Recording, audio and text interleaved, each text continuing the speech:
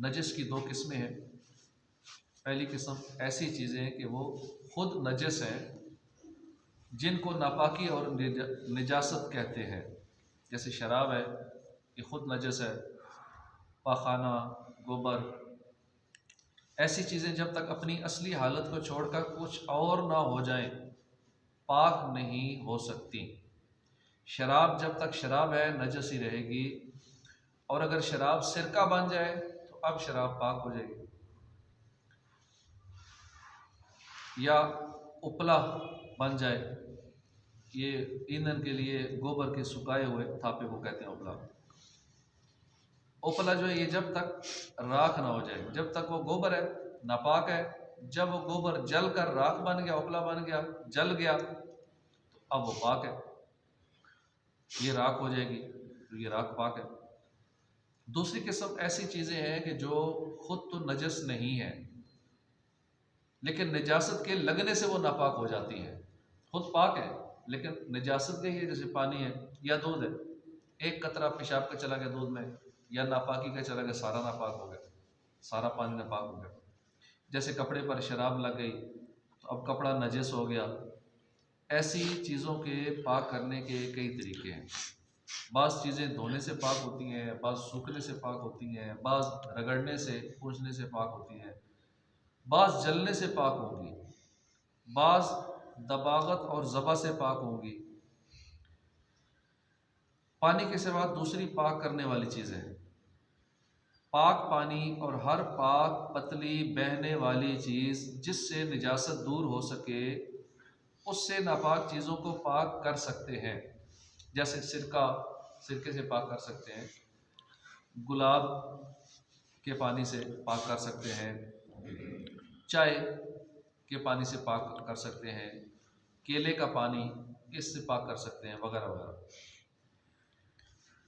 माए मुस्तामल यानी वज़ू और गुस्ल के पाक धोन से भी धोकर पाक कर सकते हैं।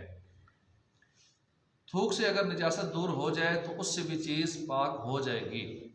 जैसे बच्चे ने दूध पीकर पिस्तान पर कैं की, फिर कई बार दूध पिया, यहाँ तक कि कैं का असर जाता रहा तो पिस्तान पाक हो गए। शोरबा दूध तेल से धोने से पाक ना होगा, इसलिए कि इन सब से निजासत दूर ना होगी।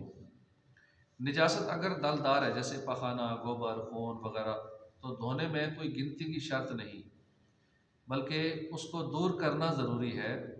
अगर एक ही बार धोने से दूर हो जाए तो ठीक है, नहीं तो जितनी बार धोने से पाक हो सकता है उतनी बार धोना ज़रूरी है। अगर 4 या 5 मरतबा धोने से दूर हो तो 4-5 मरतबा धोना पड़ेगा। हाँ, अगर 3 मरतबा से कम में निजासत दूर हो जाए तो फिर 3 मरतबा मुस्तहब है कि 3 का आदत पूरा कर लें, 3 मरतबा से धो लें। अगर निजासत दूर हो गई मगर उसका कुछ हिस्सा, असर या रंग या बू बाकी है तो उसे भी दूर करना ज़रूरी है। हाँ, अगर उसका असर मुश्किल से जाएगा तो असर दूर करने की फिर ज़रूरत नहीं, 3 मरतबा धो लिया जाए, पाक हो जाएगा। साबुन या खटाई या गर्म पानी से धोने की फिर ज़रूरत नहीं है। कपड़े या हाथ पर नजिस रंग लगाया या नापाक मेहंदी लगाई तो इतनी मरतबा धोए कि साफ पानी गिरने लगे, पाक हो जाएगा, अगरचे कपड़े या हाथ पर रंग बाकी हो। मेहंदी नापाक लगा ली, अब रंग तो चढ़ गया, लेकिन उस रंग की वजह से वो नापाक नहीं होगा। जब जितना धो सकते हैं उसे धो लें, बाकी रंग अगर नहीं उतर रहा तो फिर पाक हो गया। ज़ाफ़रान या कोई रंग कपड़ा रंगने के लिए घोला था, उसमें बच्चे ने पेशाब कर दिया और कोई निजासत पड़ गई तो उससे अगर कपड़ा रंग लिया तो 3 बार धो डालें, पाक हो जाएगा। कपड़ा या बदन पर नापाक तेल लगा था, 3 मरतबा धोने से पाक हो जाएगा, अगरचे तेल की चिकनाई मौजूद हो। इस तकल्लुफ़ की ज़रूरत नहीं है कि साबुन या गर्म पानी से धोए, लेकिन अगर मुर्दार की चर्बी लगी थी तो जब तक उसकी चिकनाई ना जाए पाक ना होगा। अगर छुरी में खून लग गया या सीरी में खून भर गया और उसे आग में डाल दिया यहाँ तक कि खून जल गया तो छुरी पाक हो जाएगी, सीरी पाक हो जाएगी। खून आग से जल गया तो वो चीज़ पाक हो जाएगी।